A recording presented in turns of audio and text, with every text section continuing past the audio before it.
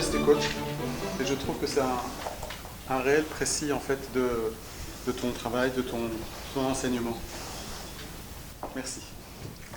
Merci beaucoup. Alors, bonsoir et très heureux d'être avec vous ce soir. C'est un moment non pas hystérique mais historique parce que effectivement ça vient un moment de mon histoire après 40 ans de travail, 30 ans plus particulièrement un peu plus de 30 ans de la formation CT, etc. Et c'est un petit livre qui m'a donné beaucoup de mal. C'est peut-être celui qui a été le plus dur à sortir. Mais j'ai envie d'en parler d'une façon un peu particulière, c'est de dire en quoi les passages dans ma vie qui ont été des passages existentiels, enfin professionnels, personnels, familiaux, tout ça, managériaux, mais souvent avec une dimension existentielle, parce que j'ai eu une vie un peu comme ceux qui font de la voile et qui virent de bord à gauche, à droite, mais ils vont toujours à peu près dans le même sens. Alors on vire de bord, puis après on vire de bord à 180 degrés, mais le bateau il va quand même toujours dans le même sens, vous voyez. Et qu'est-ce qui a fait que dans ces passages, ces virements de bord, en quoi ces étapes-là ont été une préparation pour moi à ce métier, ou une occasion de capitaliser, disons, une expérience qui fait que mon métier, en tant qu'enseignant ou en tant que coach, je le vis d'une certaine façon. Donc, j'avais pensé 5 ou 6 grandes périodes, si vous voulez, transitionnelles, et je les évoquerai, mais pas pour raconter, pour vous dire, voilà ce que j'ai appris là, et voilà comment je le vis dans mon métier de coach. Avec cette idée aussi de cette réflexion, cette position de méta que nous avons en permanence, de méta-communication, c'est-à-dire communiquer sur la communication, cette idée d'être en réflexivité permanente, ce qui est vraiment la posture du coach, cette idée aussi d'accéder à l'intersubjectivité, d'être dedans, on ne peut pas en sortir, on est dedans, et en même temps, c'était une des rencontres qui était importante en 92 avec Dominique Genelot, qui a écrit « Manager dans la complexité ». J'ai peut-être déjà évoqué ça pour certains d'entre vous. Je sortais mon livre « Les responsables porteurs de sens » et 3 mois avant, il venait de sortir son livre « Manager dans la complexité ». C'était mon éditeur.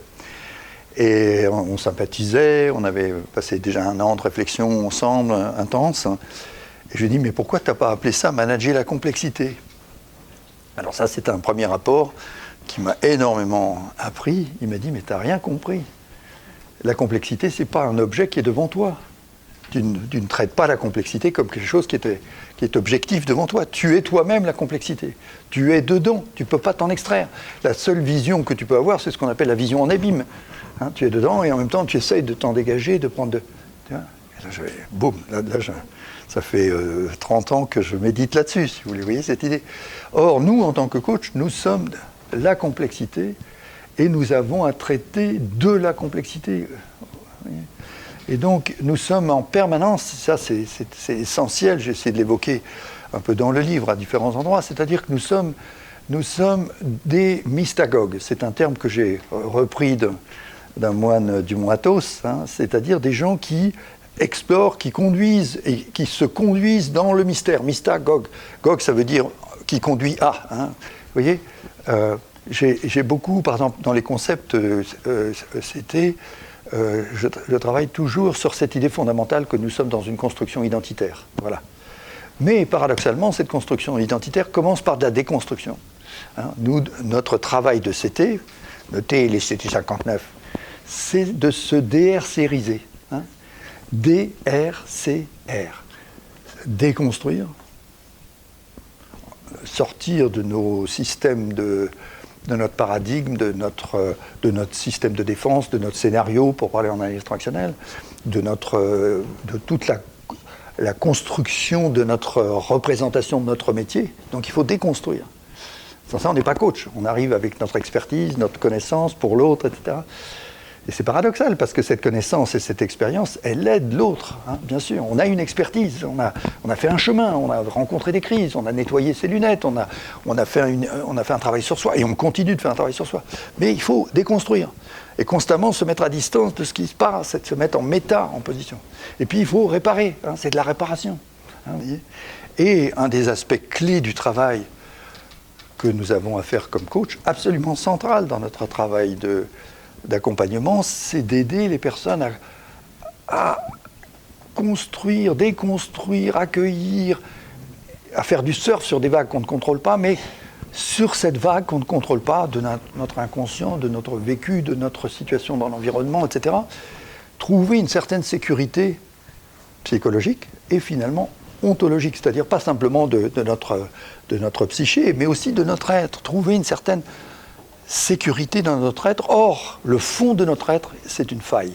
Je crois que on a parlé de la complexité, on a parlé de la sagesse, on a parlé de la réparation, on a parlé de ce moment de prise de conscience que voilà, c'est ça qu'on est obligé de faire. Vous voyez, on est obligé de s'arrêter à un moment donné et de dire mais enfin qu'est-ce que je vais faire de ma vie, quoi ?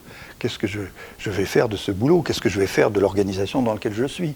Il faut donc trouver du sens.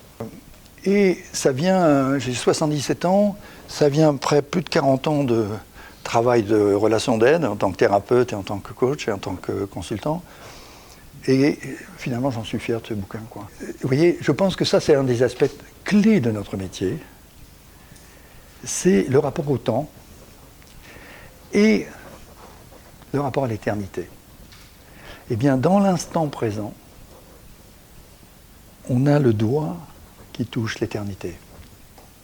Vous voyez ? L'éternité, c'est pas... C'est fou la représentation que moi j'ai eue pendant des dizaines d'années. L'éternité, c'est pas l'au-delà après la mort. C'est maintenant. Et l'éternité, on peut l'atteindre maintenant, à chaque instant. Dans le travail de coaching, moi j'ai le sentiment de l'atteindre. Dans le travail de thérapie, quand la personne s'ouvre, ouvre son cœur et qu'on vit ce moment de communion, on appelle ça l'intimité. C'est quoi l'intimité ? C'est un moment où on n'a plus besoin de parler. La guérison du symptôme physique n'est que le sens du salut. Mais ce qui est important, c'est le salut, ce n'est pas la maladie physique. Vous voyez, en termes de valeurs fondamentales. Alors pour moi, la sagesse, c'est tout ça. Pour moi, la sagesse d'un coach, c'est d'avoir construit un cadre de référence qui ne soit pas une doctrine, mais une théorie, comme dit Morin. Morin fait la distinction magnifique entre théorie et doctrine. La doctrine, c'est qu'on a construit, tac, c'est avec des frontières et tout ça. Ça devient une idéologie, etc. Non, une théorie, c'est quelque chose qu'en science, on sait bien qu'une science n'est science que si elle peut être dépassée par une autre science ou par une autre étape. Ça, c'est Comte, Auguste Comte, le déterminisme. Donc, pour moi, la sagesse, c'est justement ça. C'est être dans une théorie qui reste ouverte en permanence.